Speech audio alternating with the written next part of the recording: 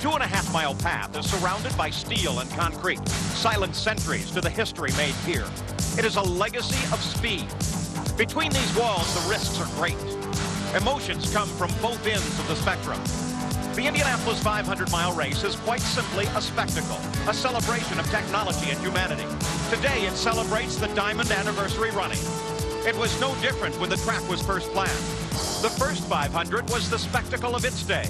The giant track beckoned the best of the age, and 80,000 fans, many arriving by horse and buggy.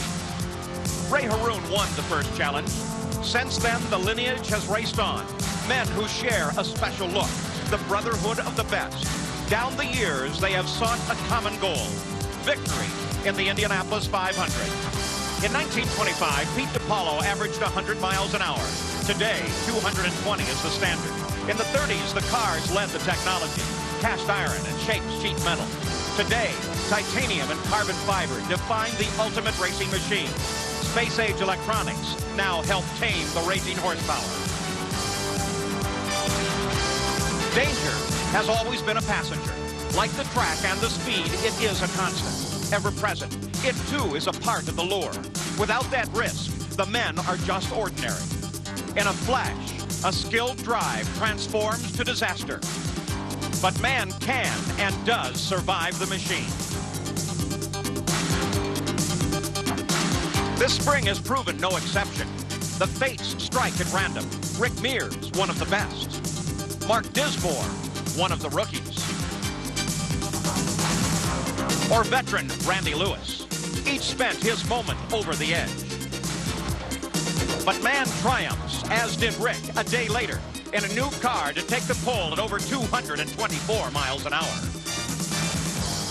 Now the heroes of this age wait. They weigh the odds, consider the risks, and they pray the dream today will be theirs. As much changes over 75 races, much stays the same. Skilled hands still lovingly caress and coax the ultimate performance. 34 years ago, A.J. Foyt was an apprentice. Today, he is a master, starting in the center of the front row. In '61, Tony Bettenhausen died chasing a victory. Today, his son may fulfill his father's dream. 26 years ago, the rookie stripes came off for Mario. Today, there are 4 Andretti's. Now the 500's first African-American and first Japanese will join the line. Jules Gu drank 6 bottles of champagne on his road to victory. Today, it's a frosty bottle of milk that awaits the eventual winner. That and so much more. The Yard of Bricks have witnessed the high-speed passage of history. In just a few hours, 500 miles from now, a 75th story will have been written. A new likeness will be added to a timeless silver cup, and a new name will sit atop the lineage of the greatest spectacle in racing, the Indianapolis 500.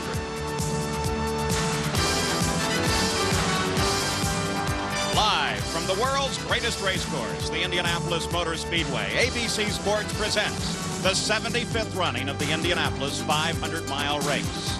The engines in this race dominated by Chevrolet, but it will be a fight throughout the day between the Chevys and the Buicks. Cosworth, Judd Alfa Romeo, the one Alfa Romeo with its trouble already. On board with Michael Andretti as he maneuvers into his starting position. And chassis in the race, well, dominated, of course, by Lola. The true two-sport entries are both made right here in the United States, and the Penske cars, of course. Looking back from Arie Luyendijk's car as the defending champion moves around this field. They've completed the second of 2 warm-up laps and now are beginning the pace lap. Let's take a look at the starting field. The pole sitter for 6 times, Rick Mears, then A.J. Foyt, Mario Andretti, Bobby Rahal, Michael Andretti, and Al Unser Jr. in the second row. John Andretti, Jim Crawford, 85 winner Danny Sullivan, the 5th row. Made up of Gary Bettenhausen, Arie Luyendijk, Emerson Fittipaldi, the fastest row in the field, Kogan, Fox, and the fastest rookie Mike Groff. The 7th row, Scott Brayton, Tony Bettenhausen, and Bernard Jourdain of Mexico. In the 8th row, Jeff Brabham, Buddy Lazier, Hiro Matsushita, the first Japanese, John Paul Jr., Finland's Taro Palmroth, and Scott Pruitt. The 10th row, Roberto Guerrero, Willie T. Ribbs, and Dominic Dobson. And in the final row, Randy Lewis, Pancho Carter, and Gordon Johncock.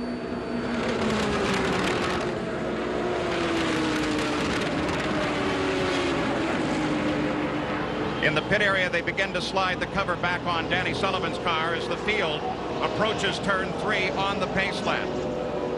At Indianapolis, tradition tends to rule. The field should go green at the conclusion of this lap, and Danny Sullivan will start the race rolling from the pits.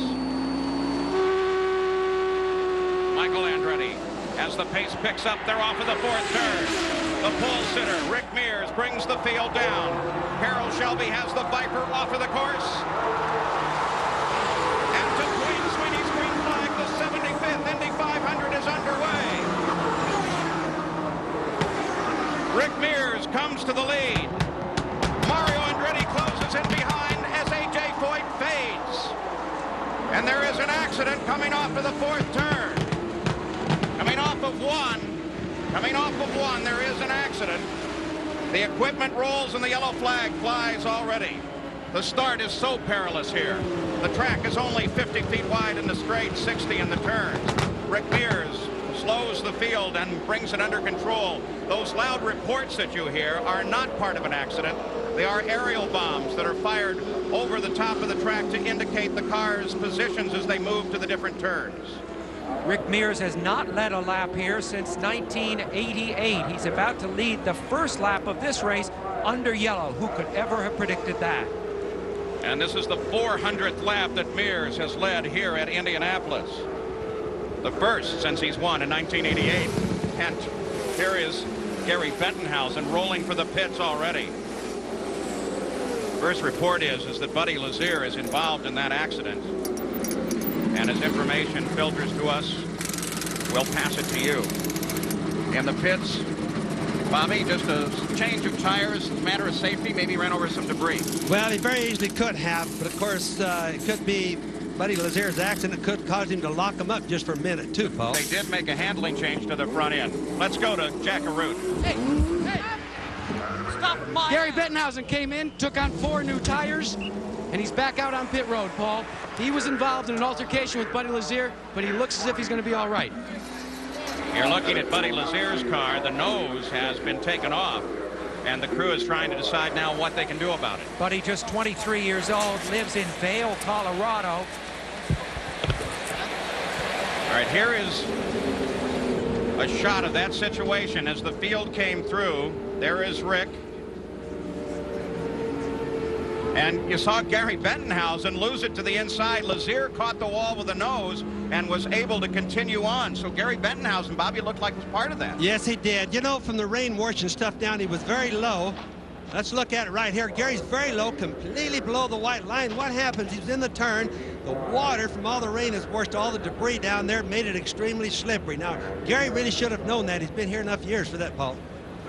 And so the changing surface already affecting the Indianapolis 500. Gary Bettenhausen spins first, and then to avoid Gary, Buddy Lazier decided to throw his car sideways as well. Gary Bettenhausen and Lazier both got their cars back under control. No effect. Look at all the paper and debris that's on the track in that area. See, Lazier did a complete spin around right there on the left. You can watch his nose hit the wall, took the nose right off. Probably going to put him out of the race because that's where the brake master cylinders are, Paul. Well, that damage to his car really shouldn't be a problem as far forward as it is, Bobby. There it is. You see the 51 car. That's Bettenhausen. You can see that Lazier, as a rookie, in turn 1 of his first race, is confronted with a spinning car right in front of him. Tough assignment. The entire front end is going to be bent on Buddy's car. It's not going to be safe to run even if they attempt to. It's going to be out of alignment and everything because he hit pretty hard. Well, let's get an update on Danny Sullivan's situation. Here's Jerry Punch. Well, the bad news was they did not get to make the start of the race on the track. The good news, they found the problem. It was a drive cable that goes to the fuel pump that they have repaired here in the Pat Patrick team. I spoke to Pat Patrick. They have it repaired, and Danny will be able to race now, but unfortunately, he's lost some time. Paul? But this yellow will really help. At least they're not rolling laps away at high speed while we're under yellow here at the start of the Indianapolis 500. At Indianapolis, the green flag is out as racing resumes, and Rick Mears leads Mario Andretti. But Mario comes to the inside to challenge Mears. That's Lance Michael lined up in third place just behind Mario. Kevin Kogan, in the short time that we were green, jumped from 16th to 9th place. Lately on oval courses, Rick Mears has had a pattern. He started from the pole. He's had 6 poles in ovals in the last 2 years and then fallen back. However, today it looks very different. I think the Penske team and Mears very hungry for this race. Well, Sam, everybody's kind of laughed about Rick always falling back at the beginning of the races and never trying to lead the first lap. I think he's out to prove a point right now. But remember, he is one of the smartest oval drivers that there is. He may slack off a little bit more later on. Rick Mears continues to run in front. Mario Andretti and Michael Andretti challenge Rick. Line back in 4th place is AJ. As the field, for the most part, is strung out, that owing to the fact of the accident early on. Now, remember, Danny Sullivan is out and running, and because of this yellow, he was able to join the race on the leader lap. So everyone runs with the leader, Rick Mears. Right now, you can see that, like with Mario there, that he's using a lot of track. He's going way underneath the white line. And Willie T. Ribbs comes in to the pits. Some sort of mechanical problem. Doesn't look good when they go to the Zeus fastenings on that cowling. They're going to take the top of the car off. And usually the first thing they do is change the electronics on the car because it's easy to change, and it often is the problem. So they change it as a matter of course. Right Teammates duel here. Little Al and Bobby Rahal. Right now, you notice all the guys are running clear down to the grass. Paul, it's a little early to be doing that. It's because after all the rain, they're not exactly sure how the track's going to be. It's going to take a little getting used to for a while. Rahal, who you see there in the center of the screen in the blue and white car, has, of course, finished second in every race so far this year, and he had 5 seconds last year, including a second here at the Indianapolis Speedway. Allenser Jr. being chased by his teammate, Bobby Rahal. Rahal has had a very quiet, efficient month of May. 3 times this year, in the only 3 races leading up to Indianapolis, Rahal has finished in 2nd place. Allenser Jr. touches above 220 miles an hour. You know, it's possible, Paul, that with this strong south wind, they're going to be hitting 230 there as we see him go down the end of the back straight. But Sam, if the wind's got to blow, which it certainly is blowing right now, and there's no rain, that's good. And it's blowing in the right direction. In Indianapolis, as long as it blows from one end to the other end, it's pretty nice. It's when it blows across the track that it really messes the driver up a lot. Exactly. The effect that Rick Mears described to us before the race began was that the car would understeer a little bit as they went into turn 3. So far, that has not caused anybody any trouble. We continue to watch this fight for 5th place. A.J. Foyt sits just ahead as Allenser Jr. holds off a charging Bobby Rahal, and Rahal's closing down. By their natural instincts, by the drivers being smart, and especially after Gary Bettenhausen's and Buddy Lazier's accident early on, they're all just being careful right now. They're really feeling out a brand new green racetrack, and they're feeling out the aerodynamics or the wind buffeting from the other cars right now, Paul. Gary Bettenhausen, after that first lap spin that brought out the yellow, is in 26th place, while Buddy Lazier is being pushed back toward the garage area. Perhaps he is out of the race. It would certainly seem so. Yes, he's definitely out of the race. You can look right at the front of his car right there and see pieces are missing, Paul. The master cylinders and all are gone. And already the leader, Rick Mears, begins to close on the back of the field. They just went around Randy Lewis. Rick Mears, who started racing here in 1978, had never even spun out, much less had a crash here at Indianapolis. He had the first one this year, broke a long string. But of course, he came immediately back from that accident and set the car on the pole. Now A.J. Foyt being pursued by Allenser Jr. They both come past Randy Lewis. Little Al tries his move to the inside. A.J. holds him off in turn 1. Flash across the short chute. Bobby Rahal continues pursuing Little Al. A.J. can be a little superstitious, and he remembers that he has never led the first lap of a race that he went on to win. So everybody talking so much about his leading that first lap, I'm not sure he really had his heart in it, Paul. Sam, I don't really think he did. I really think that Foyt's a lot smarter than maybe people are giving credit for. He's been here, like we said, 34 years. Leading a first lap is not important. Not having an accident, obviously, by looking at Gary Bettenhausen, was important. And Allenser Jr. closing now on A.J. Foyt. Little Al battles with him and sticks his nose ahead as they go into the corner. So Little Al is up to 4th place. Another thing we got to remember now, Well, we've had a lot of rain. Things are a lot different. Most of the drivers had their car set up for a really hot, slippery racetrack, which means that they put a lot of downforce in their wings. And here is Mario Andretti, who has just picked up the lead from Rick Mears. Mario Andretti picked up the lead.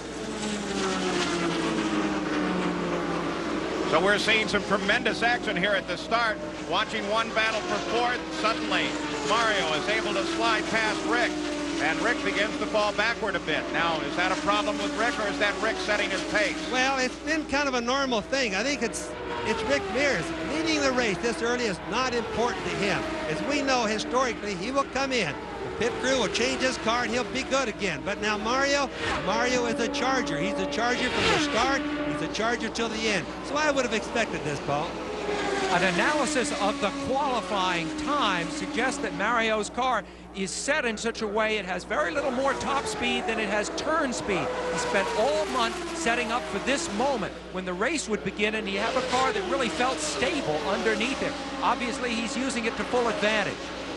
So very early on, plenty of fights here on the course. Rick Mears now moving around the traffic.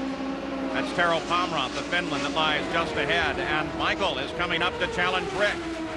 They both come out to the inside on the backstretch. Wow, so close together, and Michael. Can he hold on down the inside? Oh, it's going to be tight. Oh, Rick holds on. You never used to see him do that, run that high groove to defend himself. Incredible driving, Rick Mears. So very early in the Indianapolis 500, 13 laps complete. Now we're with Michael. He darts to the inside, out into clean air, is alongside Rick. Now that was a good draft that got him by there. And what happened the turn before that is he really didn't see Michael, or Rick didn't, until it was a little bit too late. They have a blind spot right behind him to the left and to the right. You have a little blind spot for a second. And once you're committed going in the turn, especially at the speed these guys are going, like 225, 230 into the turn, Paul, they can't change their way too fast. It's incredible, isn't it, Bobby? He never flinched, though, and he ran that secondary line, that wider line, and made it work for him. These are the best. There's no question about it, Tim. Ride with Rick Mears through that very wide fourth turn, because there's a pit lane down to the inside. And Gary Bettenhausen has just been lapped by Mario Andretti, and he lies just ahead of Rick Mears. There's a big difference in the way the cars are set because of this rain, too, Paul. I just wanted to mention, because a lot of the drivers set their cars for a lot of downforce, thinking that there was going to be a hot sun shining on the track. The track could be real slippery. Now, what it's going to be is it's very cool outside. There's clouds over. There's going to be no sun. The track is going to be extremely fast. The guys that are set better for straightaway speed are probably going to do better, at least at the early part of the race. There are 4 Andrettis in the 500. Mario leads it. In second place is Michael Andretti, as we keep an eye on A.J. Foyt. John Andretti just got around A.J. as John charges forward. Yeah, and these 4 Andrettis are hardly clones of each other. They're very different looking. They have very different attitude. One thing Mario taught the boys, see Bobby Cheever there moving past AJ. The one thing that Mario set an example for is mental toughness. These guys are tough. In the pits, Jack Arute keeps watching A.J. Foyt. And Paul, it's not a physical problem with A.J. Foyt, it's a car problem. He's radioed into his crew chief, Phil Casey. The car has a terrific push to it. He says he's having a great deal of difficulty keeping it on the track in the corners. So A.J. Foyt struggling with a problem. Mario Andretti leads.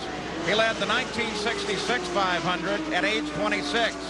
Now he is the oldest leader of the race at age 51. And I'll tell you one thing, Mario can see the spectators from where he is, and he's told me often he gets a terrific reaction from them. They're rooting for him. It's fabulous to see Mario lead this race, and he knows the spectators are pulling for him. Willie T. Ribbs went into the pits a bit ago. He has remained there since that time. Jerry Punch, do you have an update? Paul, the lifelong dream may be over for Willie T. Ribbs. On the restart, they lost a cylinder in his Buick V6. He currently has 5 cylinders. The Derek Walker crew now, with changing the plugs, trying to figure out what the offending cylinder is. Possibly can fix it, but it looks very doubtful. Paul? Now, for over 8.5 minutes, Willie's car has been silent in the pits. But if there's a crew that can do it, directed by Derek Walker, that team certainly can. What a terrible moment for Willie. How horrible it must be to sit there and watch the rest of the field string pass, but not this car. Eddie Cheever, who just made that brilliant pass a moment ago, is rolling very quietly down to the edge of the course. This could bring out a yellow flag if that car remains in a precarious position. Well, as long as he's still rolling, they'll keep it green, but he's just about to stop as we can all see right now. That's awfully early. Too many cars dropping out this early. This early in the race, now 18 laps into it, Bobby. Are we in, as there comes Emerson Fittipaldi past AJ, who is still struggling with that car. If they go yellow, wouldn't this be an opportune moment for a stop? Well, it really would. This would put them within the window for certain sure. In fact, I think they'd be foolish not to do it right now. And the yellow flag, in fact, does come out, slowing the field. And in doing so, it comes at a most opportune moment for the cars to come into the pit. So now all of the crews, you can see them begin to lay out their equipment ready for a pit stop. But Paul, remember, the yellow came when they were coming off of turn 4, so they've got to really complete a lap before they can come in and take advantage of it. Gordon Johncock, who started 33rd, is one of the first of those to make it back into the pit area. He actually was able to anticipate the yellow on the backstretch. The leaders pass the line now and coming around ready to make their stops. Both of the Andretti's come in together. Rick Mears comes in together. In fact, most of the field will probably take advantage of this yellow and make a stop. Al Unser Jr. makes his stop. There's Michael. Mario, the leader of the race, but who will come out first? After these stops, the order will scramble. Very dangerous moment, too, because so many cars are in the pits at the same time. Kevin Kogan, who made a spectacular move to the front, also comes into the pit. So most of the key players in the field have come in under the second yellow of the day. We'll be back with more from Indianapolis. Looking down on the back straightaway from the Blimp America, Aaron Jenkins of Spring, Texas at the controls, providing us with some marvelous shots here today. As the field behind the pace car moves in to the third turn, Mario and Michael Andretti lead it. Rick Mears is now third, Al Unser Jr., and then his teammate, then John Andretti, Emerson Fittipaldi, Scott Brayton, Kevin Kogan, and Ari Lyondike. That's the way they're lined up behind the pace car. 22 laps are complete, the average speed down at 140 miles an hour because this is the second caution flag of the day. The pace car, though, comes off the pit lane, and we are ready to race once again. The green flag comes out, and the Andretti's begin to battle with one another. Mario and Michael down into turn 1. It's a family fight. But also a fight which they know is being watched by Ron Dennis, the owner of the McLaren Formula One team that Michael Andretti hopes to drive for in Formula One next year. Dennis was in the garage with Michael before the start of this race. Well, Sam, they don't cut each other any slack anyway. It's father and son, but believe me, they're both racing to win, and we can both see that. That last yellow flag was caused by Eddie Cheever when he rolled to a stop on the course. Here's Jerry Punch.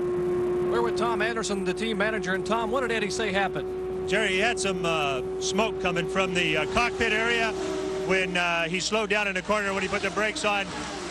He said that about 2 laps ago, and then all of a sudden the engine stopped. So I don't know. Right now, I don't know if it's an oil or an electrical fire that we had in behind the cockpit. So we're going to get it back here in a few minutes and see if we can repair it before we go back. And 2 cars into the wall. It looks like Kevin Kogan down to the inside, and perhaps Roberto Guerrero. Very hard to tell. Is that the 20 or the 40 car? From the helmet, I would say Guerrero. Indeed it is. Roberto Guerrero and Kevin Kogan tangled. It's good to see Guerrero getting out, Paul. Look how badly the car's bent up. He hit pretty hard. Remember, Guerrero had a terrible crash here a few years back that really interrupted his career. He was hurt in the head. He was in a coma for many days. It's good to see him out and okay here. Roberto Guerrero climbs out of the car. These cars can take some incredible punishment. They are designed with so much safety in mind. That's one of the Alpha cars now. One of the 2 Alpha cars in the race Roberto's driving. And of course the other one is driven by Danny Sullivan. So a star-crossed day for the Alfa Romeo team.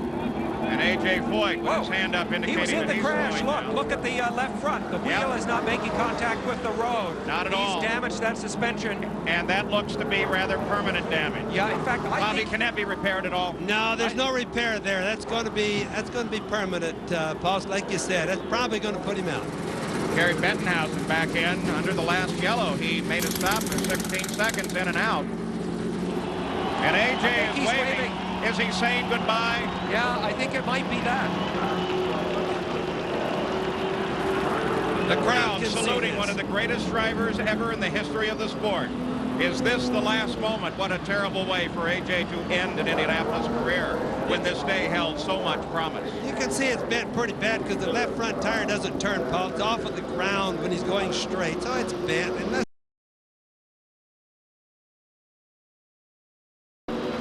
the field leaves A.J. behind. The crowd stands to salute the grand champion.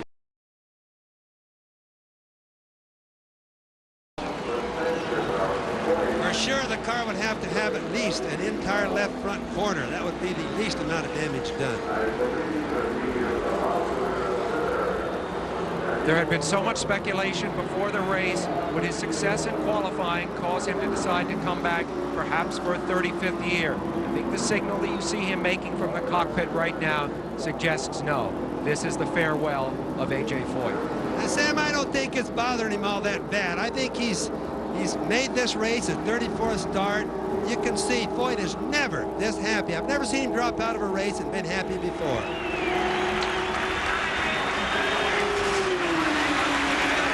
He is the oldest man ever to run this race. 56-year-old A.J. Foyt. Wheel is wobbling every little bit. Limping back to the pits on the 25th lap of the 75th Indianapolis 500 to a standing ovation, Anthony Joseph Foyt Jr., who prefers to be known simply as A.J.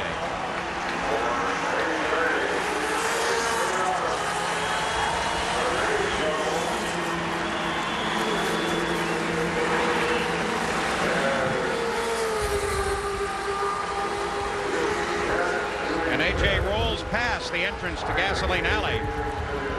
Bill Casey and his crew waits for the car as they come down to the south end of the pit area. Will there be a valiant effort to put that car back in the race? It's difficult from his position for A.J. to determine how much damage is there, but I feel rather certain that he's convinced, yes, he unstraps. That's the end of it, Paul. They continue to work with Kevin Cogan at that accident site after he was involved causing this yellow with Roberto Guerrero.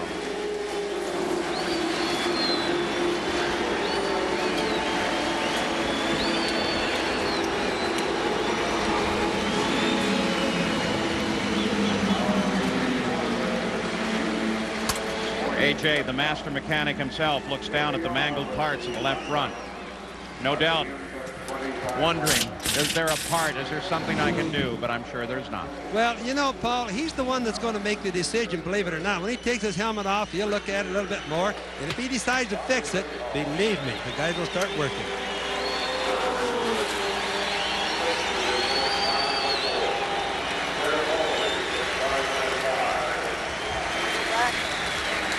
It began with a spin in 1958. It ends after a crash in the pit area as A.J. Foyt climbs out for the last time. The car now starts its lonely trip back to the garage area in Gasoline Alley. You see that little rod sticking up there? You can see that's part of the steering, Paul. Now A.J. out of the car is with Jack Arute. Well, A.J. Foyt, the car is battered and bruised, but you come back here and you waved to the crowd as you went around. Was that a special moment for you? Were you saying goodbye? Well, I don't know. I was very sad. I thought we'd do good, but we had something malfunction in the pits or we wouldn't have been back there. We was kind of playing it cool. We tried for the lead and didn't get the lead at first, so we just wanted to run the race where we had it planned, and everything was going good till we had our pit stop. I don't know what happened. Well, that was an air wrench that malfunctioned on the left front of the car, and they were working on it, but you maintained your composure and you went back out. What are your thoughts right now when you see this, the possibility? Is it the end for you? I don't really know what I'm going to do. Everything's going through my mind right now. When you had a chance back in 1961 to talk to Ray Haroon, you asked him, when did you know that it was time to quit? Because he quit when he was in his mid-30s. He said it'd come to you. Has it come to you? Well, not really. But I make a statement or commitment. I usually try to live with it. Paul, he wants to keep the option open. And I'm sure were he to commit to retirement, the fans would not hold him to that promise. Willie T. Ribbs out of the race as well. Here's Jerry Punch. Well, Paul, ironic, two of the men who got the biggest applause when they qualified were A.J. Foyt and Willie T. Ribbs, and both of them have climbed out of their cars here almost simultaneously. Willie, what happened? Well, Jerry, right after the green flag started, the car was fine, and then we had a yellow, and then when we restarted again, we developed a misfire, and we can't detect it, and it's just dropped the engine right off. So, you know, it was a great month, and I thank McDonald's, and I thank all the support and all the fans and everybody that's motivate me to get here, and I'm just sorry that we didn't get to run the whole race. Will you be back next year? Absolutely. I think that, you know, we want to be back, and I know the fans want me back, and I support, and I thank you all. A lot of courage, a man who may be beginning a long career at Indianapolis Motor Speedway, Willie T. Ribbs. Let's go up pit road to Gary Gerald. Well, Jerry, while A.J. Foyt was limping toward his pit in his car, the defending champion, Harry Lyondike, was in his pit, and the chances now of repeating a 500 championship have certainly been dimmed. Some type of electrical problem took off the bodywork. They changed spark plugs. They've been trying to make adjustments. They've got him back on the track, but he was in here, unfortunately, a very long time. Paul? Yeah, but the good news, Gary Gerald, is that lengthy pit stop didn't bother him that much. He came back in 19th place, only a lap behind the leaders. We are still under yellow. The reason for the yellow, of course, is an accident that involved A.J. Foyt, Roberto Guerrero, and Kevin Cogan, who is now out of the car. But you can see the USAC safety crews and the Indianapolis Motor Speedway safety being very careful with Kevin. We'll keep a close track of this situation with Kevin Cogan. Look in the upper right-hand corner here as we look back toward the situation that set up this yellow. Both cars hard into the wall long before they were into the corner, Bobby. Well, they certainly did, and of course we didn't see it soon enough right there in that shot to be able to make a call on it, why it happened. But obviously from all the damage we could see that anyway. But there's Cogan behind, and you know the new cars. You know, you can see dodging everywhere. Roberto Guerrero in the foreground. Yeah, look Kevin Cogan in the upper part of the screen. Yeah, Cogan, you know, something might have gotten into the cockpit. The car didn't look like it was bent up super bad, so probably one of the rods came through or something, Paul. Well, maybe that last replay will give us the most information on what happened to Kevin Cogan and the others. 35 we'll take a look years at it old, again. Palos Verdes, California. There it is. Now let's look at the cars that are running just behind. Imagine the guys trying to dodge all the tires. And AJ was caught by debris. He actually had the car well down under control. Take a look now.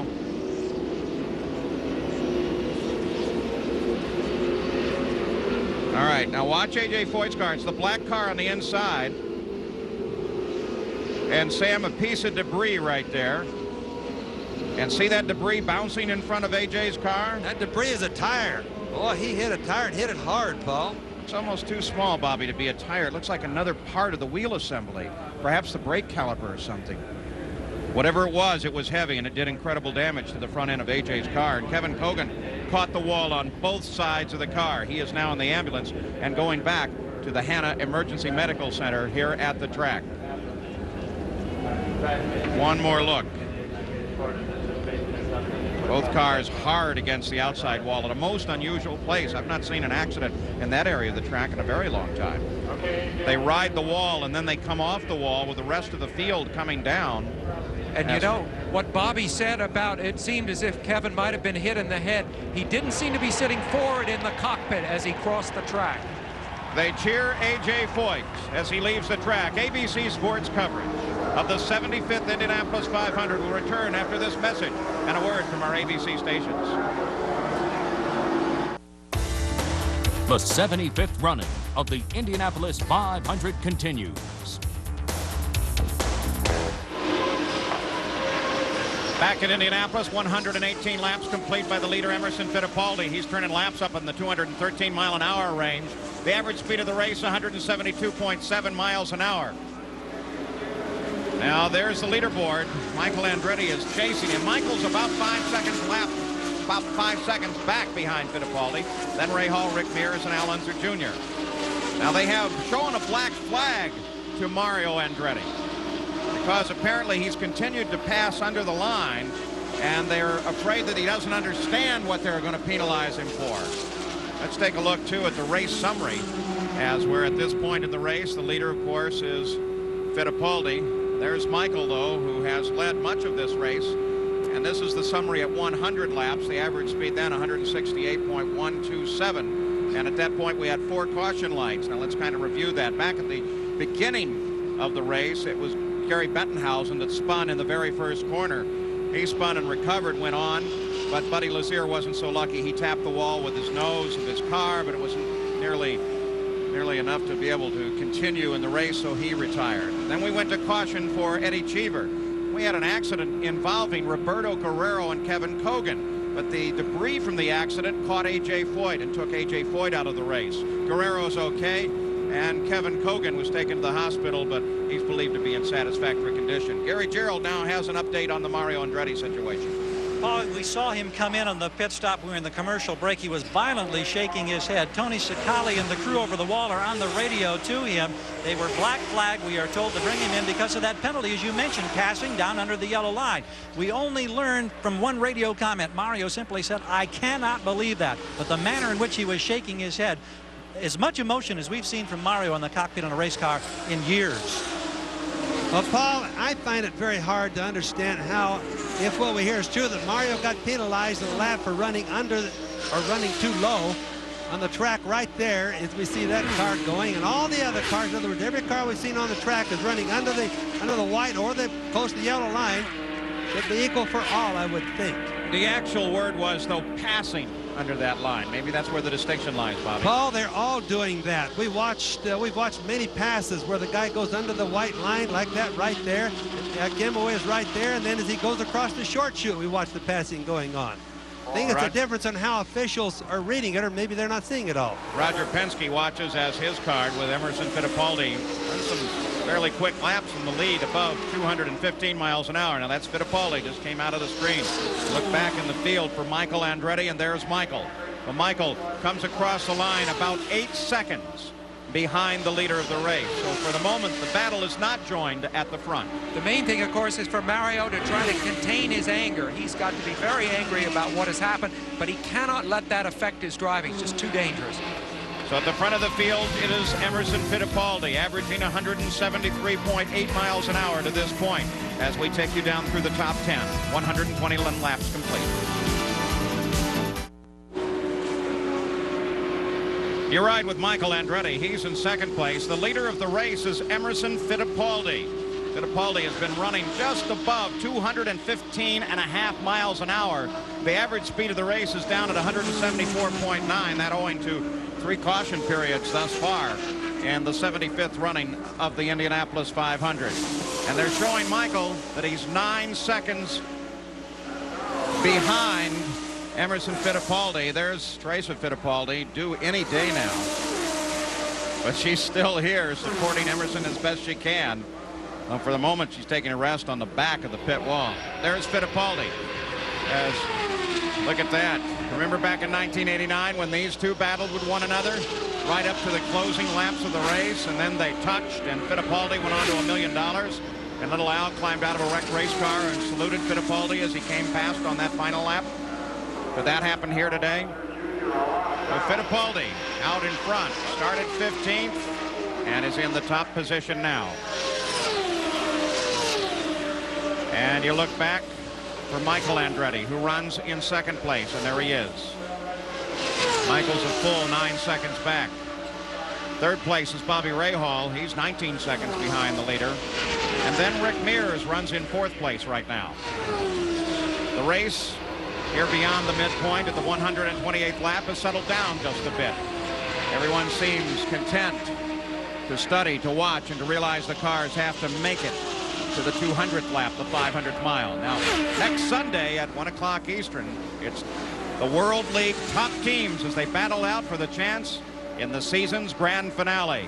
London, who is undefeated in a titanic battle of the oceans, will take on New York. And then right after that, well, we'll be back with you as Cart's best return to hit the track for another test of speed in the Miller Genuine Draft 200. That's all next Sunday on ABC Sports.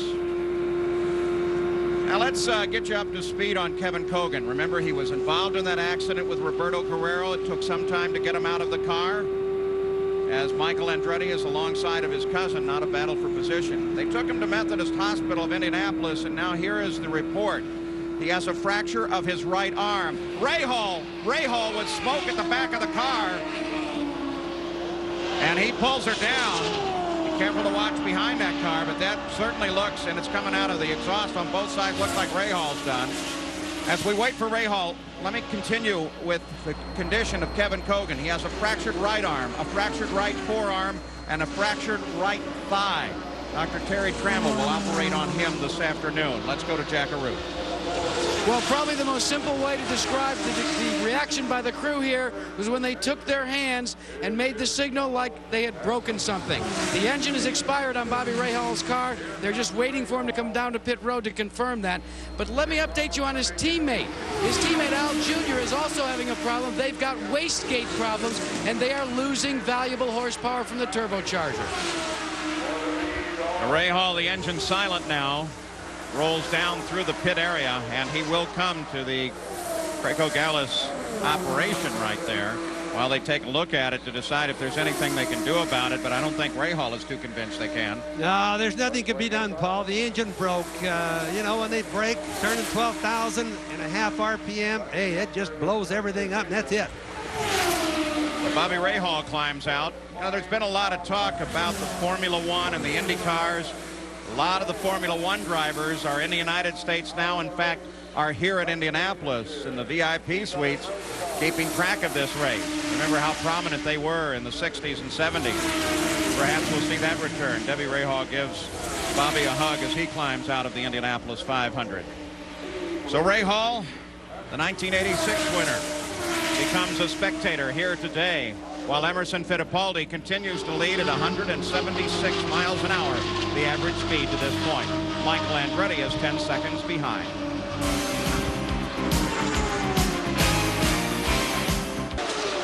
Back at Indianapolis, the 92 car is two-time winner Gordon Johncock, who started in last place. He now runs in 15th place, so he's more than half the way up on the field.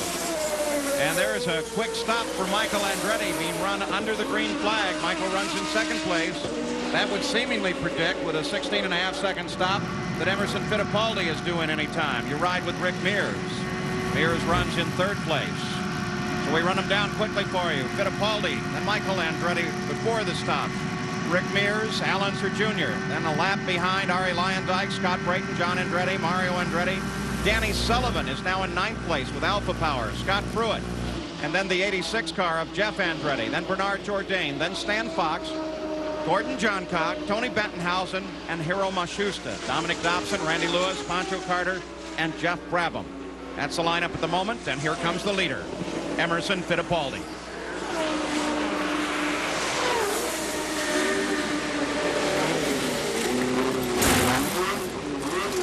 Here's Jerry Punch. Again, a scheduled pit stop for Emerson Fittipaldi. Rick Rodham and the crew have just asked him again, do you want anything changed on the car? He said, no, it is perfect, perfect. Obviously, the laps he's turning over 218 miles an hour. Now trouble with the left front. They have a problem with the left front wrench. The car off the jack. That cost him about 4 extra seconds, but he is down and away. Still pretty quick at 19.5 seconds for Emerson Fittipaldi. Not knowing what might have gone wrong up front. Did you notice just as he came out of pit lane, he gave it a little wiggle right to left, just making sure for himself that that left front wheel is on. And now Rick Mears throttles her down below the line, but that's been the line that Rick has been using. And let's see if he decides, nope, he's going to stay out there. Rick Mears continues running on the circuit. 138 laps are complete. Remember, following his 1984 crash, Rick Mears was in the hospital for 3 months, in a wheelchair for 6 after that. And as the writer Rich Taylor once observed, he's someone who knows what racing can cost and yet can still keep the throttle down. These cars are all scored electronically as we wait for Rick Mears. They have little transponders and their antennas that receive the signals of those transponders all around the racetrack. We'd hope, as that would grow more and more, that we'd be able to give you more information. But a primary computer and USAC system having failed, they're running on the backup system as Rick Mears turns down for the pits. That means that things like the whole rundown of the 33 and some fascinating other information we had is not going to be available to you, including the time on pit road. Maybe next year. Here's Rick Mears, the stop.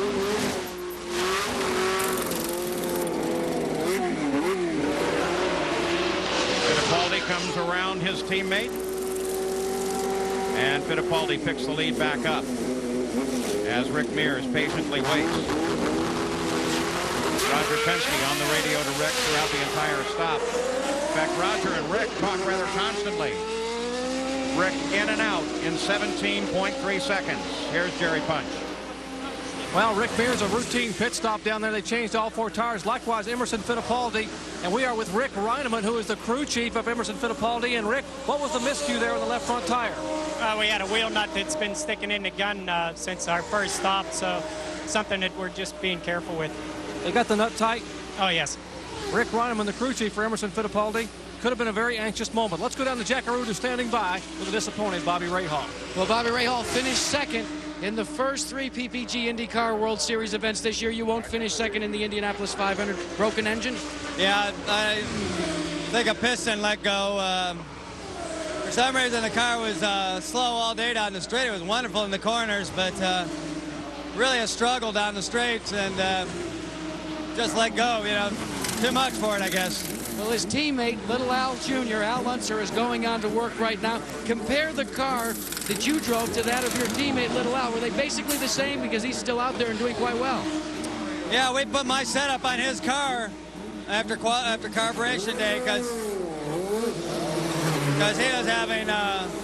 he was having problems. So they put my setup on the car, and you know, I don't know what's going on. I got by him, and you know, our car's running good, just a little hard, I guess. One of the things about the Indianapolis 500, Paul, not everybody wins. Rahal, that's the first time in 10 months that he has not finished an IndyCar race. Emerson Fittipaldi, driving for Roger Penske, is still out in front. They're running 177.8 miles an hour.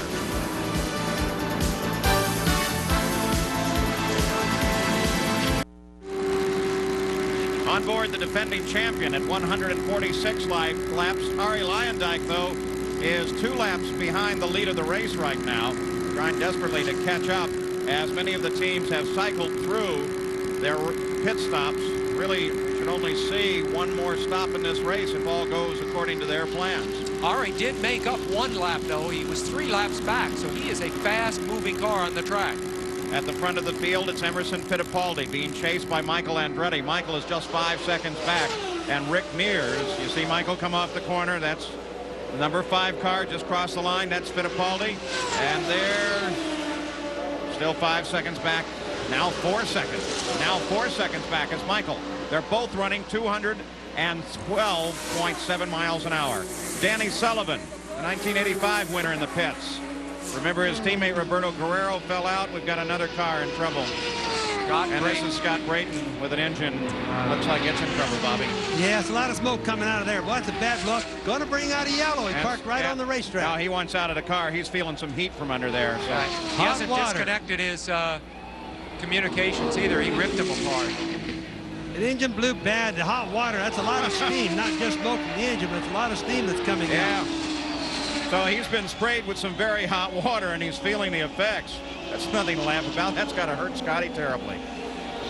So the yellow flag comes out at Indianapolis, 148 laps. That means this yellow may, in fact, help some of the teams that have not stopped. It'll certainly help Danny Sullivan, who is still in his car, but they're working on the back of his Alfa Romeo.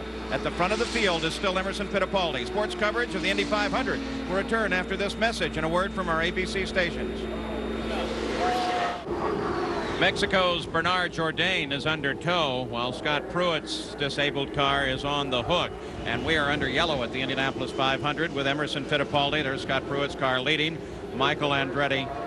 But we run under the yellow, and this is bringing the average speed down. Now, this was Fittipaldi's problem in the pits earlier. Look at the left front of the car there as they struggle to get that air wrench off. And that burned up some valuable seconds. Now, at first blush, you would think that it doesn't matter too much how much time you spend, 1 second here or there, but let me tell you, it makes a world of difference. We have a little animation for you, Sam Posey. That is because, now let's set up this situation. You see two cars essentially traveling at the same speed around the track, but one of them chooses to come into the pits. Now watch what happens as he slows. Now this would be hypothetically under green and stops at the pits. Notice how far around the car that continues at full speed is getting. Now remember, the car coming out of the pits does not instantly resume full speed, and in fact it takes at least a lap for him to get up full speed. Bobby Unser's described it brilliantly as the flywheel effect, and it takes a while to get that flywheel to go. Now the point of all this is to understand, as you can see right there, how nearly the man that goes into the pits is lapped because he makes that pit stop. If he has a long pit stop, a 21-second stop, instead of a 15-second stop, he does get laps. It's very critical. Let's go down to Jack Arute with a further update on Fittipaldi. Well, this is Rick Reineman, who calls a lot of the shots for Emerson Fittipaldi. And Rick, you got a report that a clutch is going on the car. Yeah, Emerson told us the clutch was slipping when he left the last time, and now he has no clutch now, so our next stop we're going to end up having to push him out. What about, is it slipping at all out on the racetrack right now? It doesn't seem to be. Our speeds are still up, so we're going to play this one by ear. Now, they're only allowed 17 men in the pit box. They're only allowed so many over the wall. What they're going to have to do is try and ensure that he can get that thing going as quickly as possible. You'll have people on the back wing pushing. We'll have to have them pushing very carefully, though, so that they don't tear the wing off. We've got to get them out of here. Paul? Well, that's happened before. The crew getting a little overzealous and actually capable of pushing the wing off the car, and that wouldn't help here, Bobby. Now what they're going to do, Paul, is when he comes into the pit, he's going to have the car Scott neutral. Brayton is back in his pits, Bobby. Try to let it idle as slow as he can. They'll push him as fast as they can get him going, then he'll chunk it into first gear. And the gears are not like we know in normal transmissions. They're two dogs that have to go together. So if he can keep the engine running, it'll work. From high above the speedway, the Blimp America. From the Goodyear Tire and Rubber Company, Captain Aaron Jenkins of Spring, Texas, giving us some of the overhead views. You saw Scott Brayton out of the car just a moment ago. There's the America, and you can see the skies behind her are much lighter than they were earlier. The leader of the race is Fittipaldi. Here's the defending champion, Arie Luyendyk, in for a stop, and they are working at the back of that car underneath the rear wing as well. Bobby, what do you think they're doing? They're taking the wing out of the front end of the car, putting wing into the back. You can see that speed wrench, that adjusts the angle of the rear wing. All of the Lola cars have that. So it's a big chassis adjustment. Now he's pointing to the left front, trying to tell him something. Right there now, the wing wasn't adjusting properly, so they had to loosen up those screws, Paul, adjust the angle of it, and then tighten it back down. And Arie hurries back into the fight. Arie's been moving up steadily. He runs in 4th place right now. Ironically, Paul, he's been very fast all day. It's that broken spark plug early in the race that cost Arie a lot. Otherwise, he'd be up with the leaders. So the Dodge Viper pace car begins to accelerate, and we should see a fight for the lead when they come back between Fittipaldi and Michael Andretti. Also, Paul, I was doing a little bit of calculation, and I think we're going to have one more pit stop for sure. But it looks like they're going to have to go to about one lap 162. Maybe they're going to, or excuse me, one lap 167. But now because the yellow is probably to 170, so they'll be able to make it the rest of the way easy. As they come back to green, Rick Mears comes way over to the inside, but Michael Andretti comes up to challenge the leader of the race, Emerson Fittipaldi. Fight right at the front of the field, and Michael takes him. Michael takes him going into one. Remember that before the yellow, Michael had closed in dramatically on Emerson. Then the yellow came out, reshuffling things. Now he's showing that speed again. Now, one of the things that happened right there is remember, Emil has no clutch. Michael does. Michael's been adjusting his car, so it's Emil, but Emil's got a problem. So you have to start that race and shift the gears. Emil was probably being a little careful because he has no clutch to help him shift. Plus, Bobby, we know that Emerson is going to lose time on the remaining pit stop that you referred to that's coming up in about 10 laps. No doubt about it, Sam. It's going to hurt him for sure, and he knows that too. Fittipaldi chases Michael Andretti and falls about 2 seconds, now about 0.8 of a second behind as he comes across the line there. Rick Mears runs behind his teammate in 3rd place. So Rick Mears, while he fell backwards in the early going, of this 500-mile race is very definitely a factor as well. The Penske cars run second and third with Fittipaldi in second. Michael Andretti back in the lead. He's been the key power in this race throughout the day. 154 laps are now complete, so we're 3/4 of the way. You would have seen the rain here this morning. You would have guessed that there was no chance of running the race, let alone get this far. Here's the Valvoline race summary at the end of 150 laps. Then it was Fittipaldi who was the leader. That's changed now. He started back in 15th. The average speed was 177.3 miles an hour with 11 lead changes and 5 caution periods. Sandy Andretti watches her husband in the lead. 155 laps are actually complete. Now, with Emmo running in second place right now, I think the main problem that he's going to have is not so much because of a pit stop coming up that he'll have trouble with. It's not going to be Michael Andretti right here. It's going to be the guy behind him, who's Rick Mears. That's the guy that's going to work on Emmo hard. Let's get an update on Michael now from Gary Gerald. Well, it was interesting watching the Newman-Haas crew just before that last yellow. In 4 laps, Michael was getting just over a second a lap chasing Fittipaldi. So the crew was confident that he'd have a chance to jump Emmo on the restart. That's the way it turned out. He liked the setup. Remember, they made that wing change, and they also went to a little bigger stagger, they were saying, on the last set of tires. Said he liked it a lot, and obviously it's now paying off in performance. Well, Michael's been picking the pace up, 219 miles an hour on the last lap. But Fittipaldi and Mears are staying right there. They certainly are, Paul. If we'll always remember, historically, the fastest speeds in the race will be the latter part of the race. The guys will get their cars adjusted the best for the conditions they're running in under, plus the track will be nice and clean. Fittipaldi trimmed another 0.4 of a second off as Jeff Andretti has his engine problems and pulls to the side. He's the highest running rookie at this point. He's had a great month and is a sure candidate for Rookie of the Year honors when the media votes on those. Rather subjective vote that they have, not based on position at all. That's the old Yellow reliable flag, yeah. Cosworth engine too, Paul. I might mention that Jeff Andretti has in his car. And Jeff was able to get the car down into the pit area, so that enables the race course to stay under green conditions. Jeff Andretti's been the most consistent finisher among the Andrettis this year. But boy, look at Michael. But look at Fittipaldi. Fittipaldi is now, well, that separation is 1/10 of a second. And Rick Mears is right behind Fittipaldi. First, second, and third all together. 2 years ago, Emerson Fittipaldi battled with the other great second-generation driver, Al Unser Jr. Al is having problems, but now he's taken up the battle with the other great second-generation driver, Michael Andretti. Danny Sullivan, who you last saw in the pits, is back out in action, running 9th right now. And by the way, the rumors about Alfa Romeo leaving, well, they say they'll stay. We're back. We're staying at the front of the field because that's where the race has been all day. Michael Andretti leads it, but there are 2 stories now beginning to develop. Indications are that just any time now, Michael Andretti will come into the pits, perhaps within the next 2 laps. There's the 3rd place car of Rick Mears. We're on lap 163. Bobby Unser tends to feel that you should get to at least 167 to make it to the end of the race. On the other hand, the 2nd place car is Emerson Fittipaldi. And Fittipaldi has a troublesome clutch that will make it very difficult for him to roll out of the pit. So we may have here brewing what we saw in 1982, and that is one incredibly close finish with Michael, Emmo, and Rick Mears all involved. They're all on the same straightaway together now, and they've just told Michael pit in 1 lap. But let me tell you, sometimes they use the board to say one thing and the 2-way radio to say another thing. It's all part of the intelligence game that is played between the crews here at Indianapolis. I don't really think so, Paul. I think that Michael's going to have to come in, and I really think he's going to be close on his last stop. It's going to make a story for the end of our race. That's a fantasy.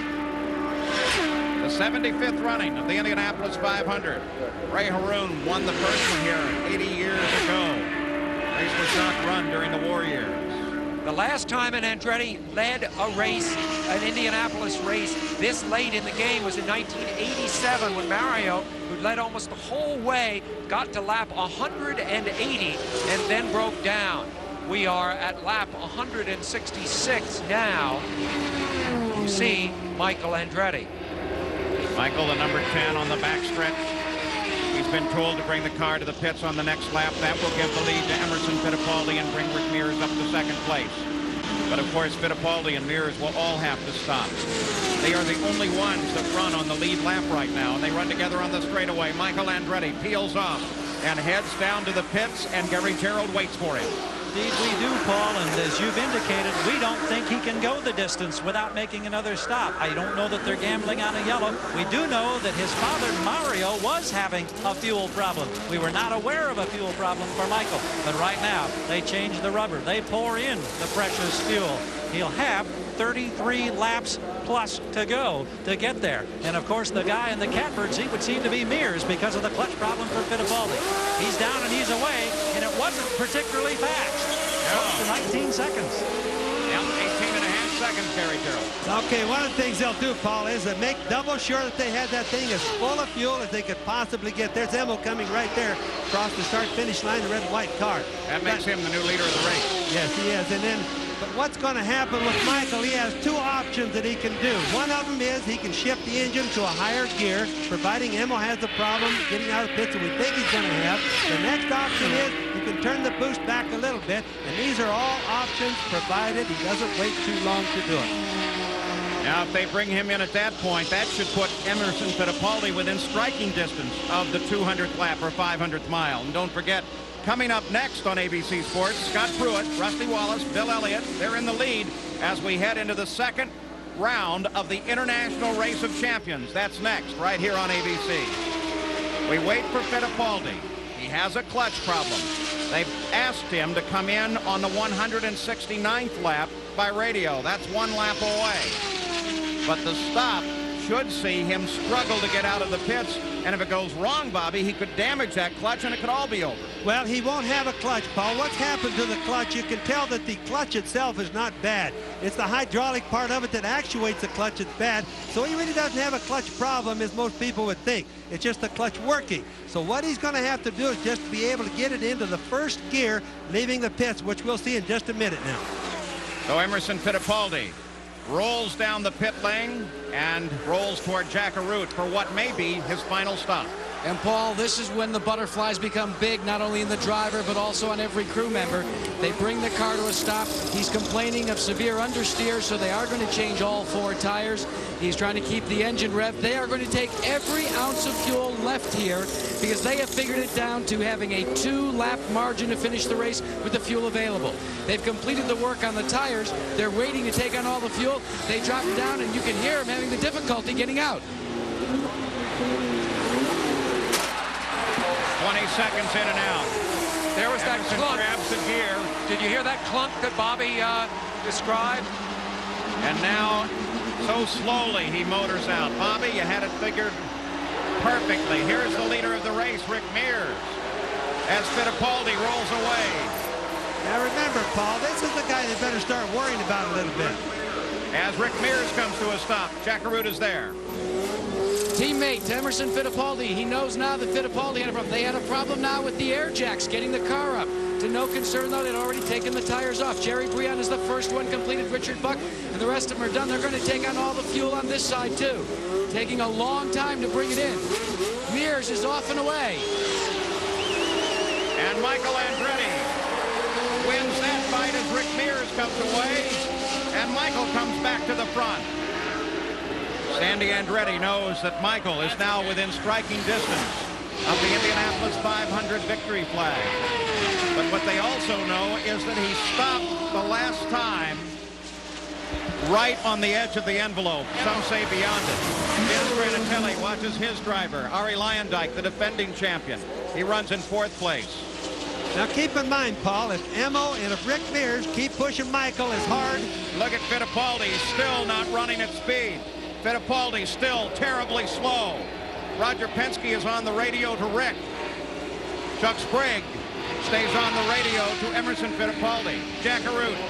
Paul, the problem is trying to get out of the pits. He stripped the gears. He's got literally the gearbox in shreds, and they are very disgusted here. Very disgusted. The crew is just totally devastated by this. They knew and they were worried, and it seems to have come true. Fittipaldi will not win the Indianapolis 500. Well, that salute, I think, indicates that Fittipaldi is rolling back to the pits and will roll out of the race. the leader as he came in for his stop. It was a difficult maneuver. Here's Mario in the pits now. It's a difficult thing to do. There's Fittipaldi's wife. You know, to get that car into first gear like that, guys that have done it a lot will be very ginger with it when you slip it in. You got to put those two dogs in. Memo Strong, I think he pushed a little bit too hard on the gear shift, Paul. Well, he is a fit man. And, of course, he was driving for $1 million. Perhaps to him, the gamble was well worth it. But Fittipaldi rolls out of the race. Rick Mears and Michael Andretti have made what should be their final stops, but there is a question about Michael. And Roger Penske now must coach Rick Mears. Is Rick possible for a 4th Indy 500 win?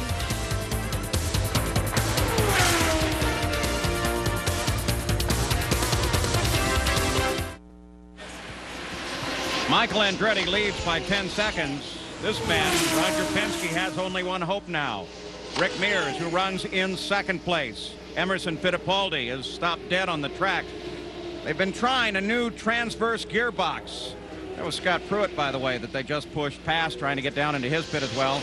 And there's Teresa Fittipaldi. Now let's go back and look at that pit stop. Now listen very carefully.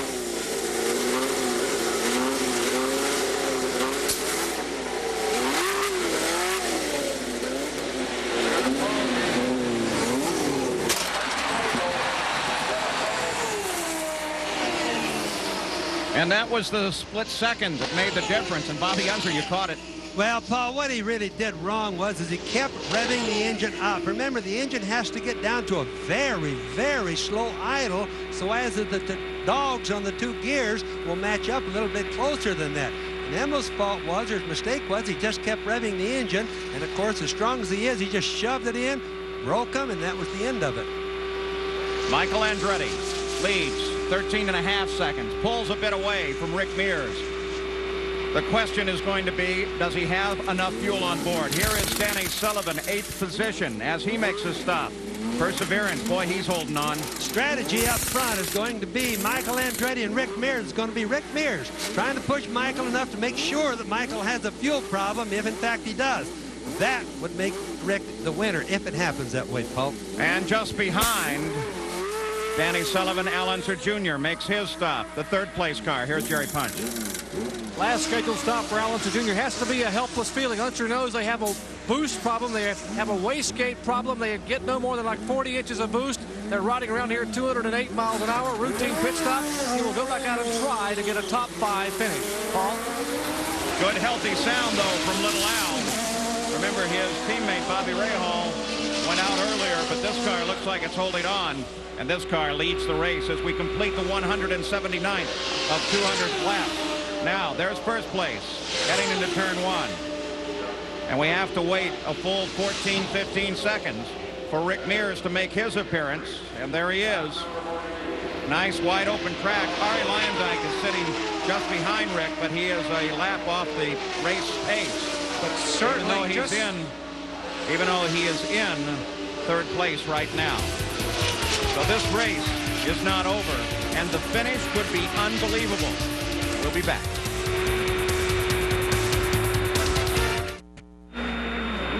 We're back at Indianapolis. Danny Sullivan just had an engine let go, bringing out the yellow flag, and advantage to Michael Andretti, who now roars into the pits.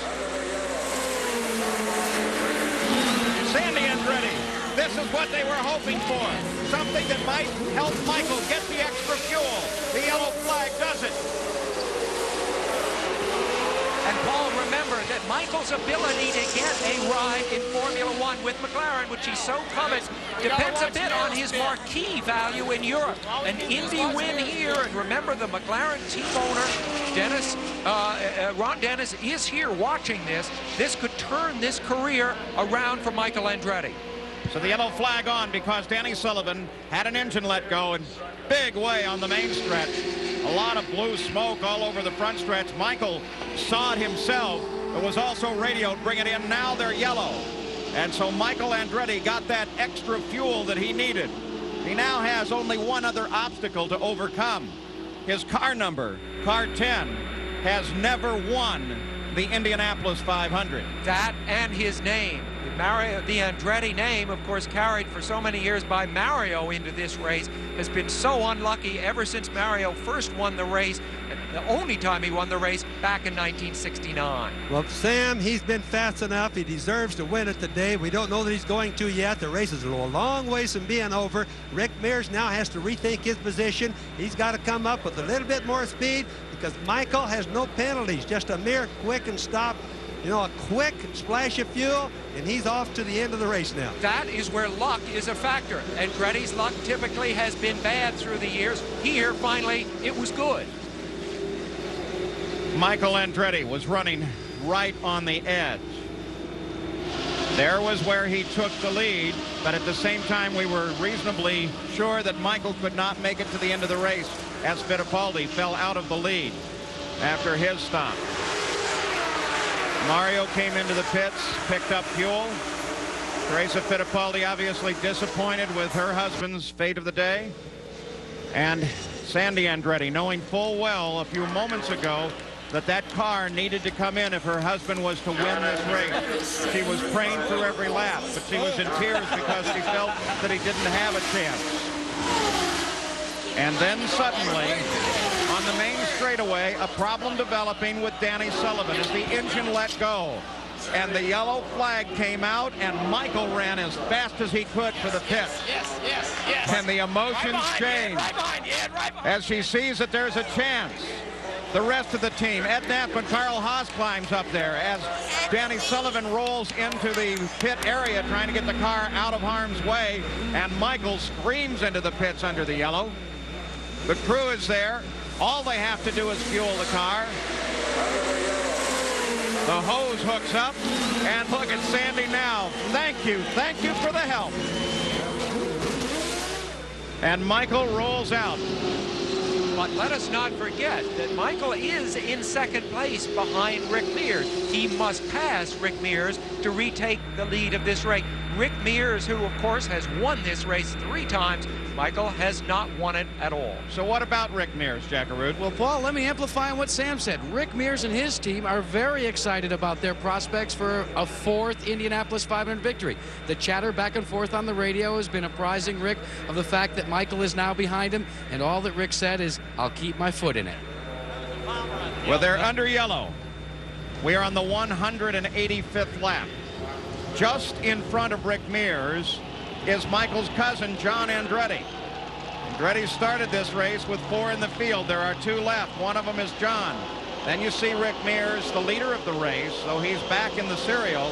And then Michael Andretti is just behind him. 3 Andrettis.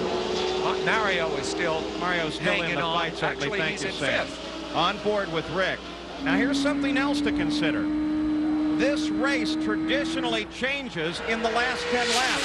We're approaching that area now. The green flag is back out, and Rick Mears comes around John Andretti. He's no factor whatsoever, but Michael is right there with him. Michael moving to the outside. Can he keep in the high groove? He did it at Phoenix. Can he do it here? Michael Andretti takes the lead away from Rick Mears. Wow! That's one of the toughest passes I've ever seen. A short shoot pass with 2 cars running nearly the same speed. I'll just bet you that Rick Mears thought that would have been impossible, and I just can tell you he never, ever looked for Michael to go that way. That is sheer virtuosity by Michael Andretti, Bobby. Don't you agree? That was an incredible That was one of the finest pieces of driving, or one of the hardest pieces of driving I've seen. And Sam, it's very difficult to pass somebody on the outside like that, and especially a car that's just as fast. And from Bobby Unser's point of view, a position on the track that he was not expected. But here is Rick Mears now in the same position as Mears, who has been driving a very different line this race. Takes Michael Andretti. 187 laps into the record book. The fight is at the front. Laura, hats off to him now. If you ever see racing better than that, I'd certainly like to know where it's going to be. That's Rick's wife, Chris Mears, as Rick is back out in front. What I was going to remind you of, in the last 10 laps, the lead tends to change here. In 89, Fittipaldi taking the race away from Al Unser. In 86, Bobby Rahal taking it away from Kevin Kogan. The 2 wives pray their husbands around. In 83, Tom Sneva took the race away from Al Unser. Bobby Unser won here in 1975, taking the race away in the last 10 laps because of rain from Johnny Rutherford. Rick Mears has driven for Roger Penske at the Speedway for 13 years. winning 3 of those races, an incredible record. He's literally pulling away from Michael right now. There's something that's gone wrong with Michael because I don't know what it is, but he's definitely falling back a little bit. Rick is just sailing away. I wouldn't think that Rick's car would be that much better just all of a sudden. Well, Rick Mears joined the list of 4-time winners at the Indianapolis 500. Al Unser, A.J. Foyt are the only other 2.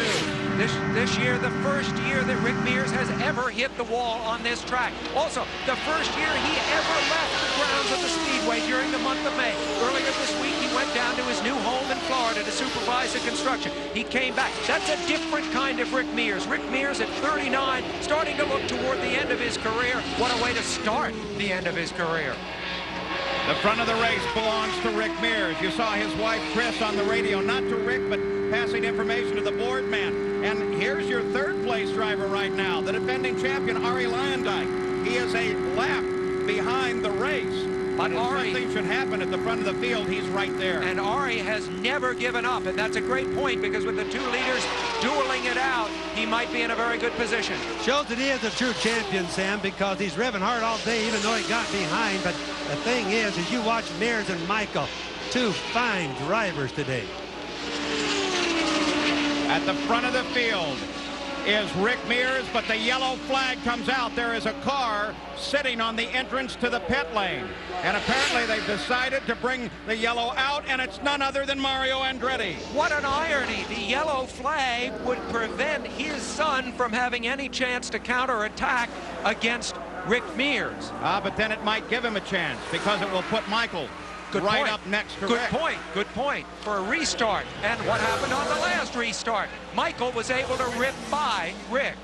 So the fates of this race changes again as the yellow is out, and it will be a definite sprint to the finish with 9 laps to go. At the 75th running of the Indy 500, 193 laps complete. Let's go back and take a look. This was the last restart at 185 laps into the race. And look at how the 2 of them battled coming back into the corner, and Michael Andretti went around on the outside. But seeing it could be done just a lap later, Rick Mears did exactly the same thing. And as a result of that, well, here we get a look at that once again. Spectacular little piece of driving as John Andretti wisely got out of the way, and Michael just swept by to the outside. We should be going back to green. Lights are out on the pace car indicating we should come back to green flag. Rick Mears has won 3 Indy 500s, but he's lost 2 of the closest in history to John Cock by 16/100ths of a second in '82 and by 2 seconds to Ray Hall in '86. The point is he is no stranger to close finishes. Michael Andretti has never been involved with a battle for the lead in the Indy 500 when it counted. It counts now. 6 laps to go. Rick really got a run at it that time at the restart, Paul. He wasn't going to let Michael sneak up on him, and he didn't have any traffic to worry about, nor did Michael. Look at that. There's so few cars left in the race. Rick has a completely clean racetrack ahead of him and will for probably 3 to 4 laps. I think what happened during that passing that they did back and forth is you'll find that they found a new groove on that racetrack. Rick's speeds have picked up like to over 220 miles an hour. We started with 33 cars. Only a third of the field is left. Heavy attrition here today in Indianapolis. Rick was the fastest qualifier, remember. He ran the 4 best laps when it counted on pole day. He was the pole sitter.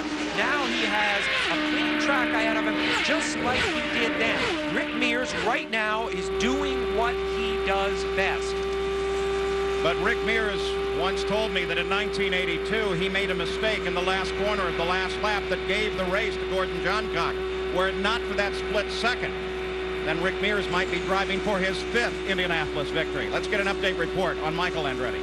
And as the laps run out for Michael, Paul, he reports on the radio, understeer condition. That means push. That means you've got to bully that race car through the corner. That may cost him the opportunity to challenge Mears, because Mears, as he flies by us toward turn 1, looks like he's got a great balanced setup. And a grim look, you saw it from Sandy Andretti as she watched Michael come by and is privy to the conversations that go on between the driver and his crew. Rick Mears, 196 laps complete. Now pushing Michael's car is just going to kill his speed. It bogs him down the corners, absorbs up horsepower, kills the straightaway speed, hurts him all the way around. But Rick Mears has got to really like it right now, Cole. There is no other contest through the field except for the lead. Everyone else is set out laps actually separating them. There's second place. You saw Rick come through. Penske team has won in 72 and 79 in 81. In 84, there's Carl Haas, owner of Michael Andretti's car. Chris Mears, who of course is communicating with her husband, Sandy Andretti. Those are the players waiting in the pit, helpless themselves at this point to do anything about it. 2.3 seconds separated Rick Mears and Michael Andretti on the last pass of the start-finish line. They're averaging 175.7 miles an hour. Not near the race record set here last year at 185.9 miles an hour by Arie Luyendyk. Arie Luyendyk is still in this race. He runs in third place, a lap behind the leaders. But Arie does, in fact, have the leaders in sight. So should anything happen in these last two laps, Arie Luyendyk is definitely within striking distance and could pick up his second win. Rick Mears on the backstretch.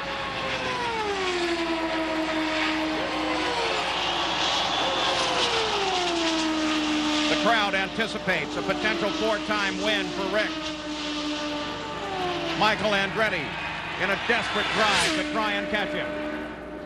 On a day that sees what may be the retirement from competition by the great four-time winner, A.J. Foyt, we may see another four-time winner crowned in Rick Mears. And the white flag has been thrown to Rick Mears, indicating 1 lap to go.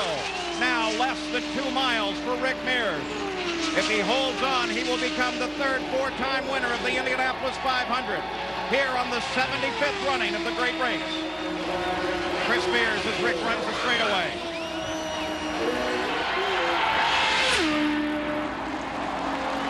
One corner left to go.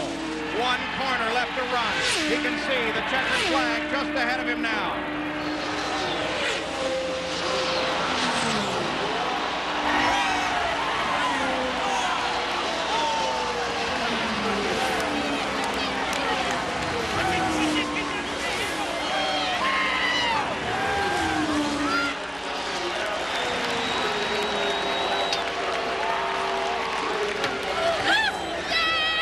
Rick Mears has accomplished what only 2 men have before. He is now a 4-time winner of the 500 as he waves to Michael Andretti, who is alongside in the crowd. The race has been run for the 75th time, and Rick Mears picks it up. Third place is this car, Arie Luyendyk. Now we're going to be giving our stations a station break in just a few moments here, but the action of this race has been incredible. Well, there's one thing it shows. Rick Mears got it up, and it was really necessary. He did a fine job. Mika Leikendijk. Roger Penske walks down the pit. We'll return to the 75th Indianapolis 500 after this word from our ABC station. And Rick Mears has come into victory lane. He's being hoisted on the Indianapolis Motor Speedway podium, getting the congratulations first of his wife, Chris, then of his crew chief, Richard Buck, Jerry Brian. Now Roger Penske has moved in to congratulate this man who now has 4 likenesses on the Borg Warner Trophy. Rick Mears follows in the footsteps first of the legendary A.J. Foyt, and then Al Unser Sr. Rick, congratulations being offered again by Chris. It is absolutely crazy up here today. Rick, congratulations on that restart. Not the last one, but the one before. Michael Andretti blew by you. And then it was like just another lap, and you said nothing doing. What was going through your mind? Well, that was that last lap I usually talk about, or the last end of the race.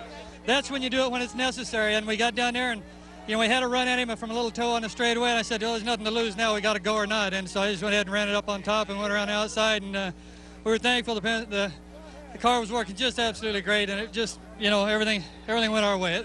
When it's your day, it's your day. What can I say? You have been so close in several of your victories that you were denied. The Gordon Johncock one comes to mind. You have said before that if you hadn't maybe made a mistake there, this could have been your 5th Indianapolis 500.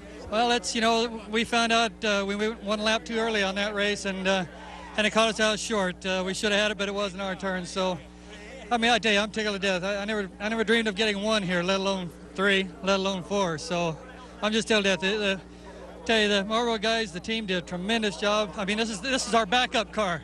Shows you how good our backup car is, and they just did a hell of a job. The Goodyear tires worked great along, and obviously the Chevy was strong when we got to run at Michael. So we're just excited. I don't know what to say. The terrible disappointment of the Andrettis. Perhaps this year was their best chance. And for Rick Raven Mears of Bakersfield, California, has scored his 4th Indianapolis 500-mile race win. So now the planning begins because the lineage continues on.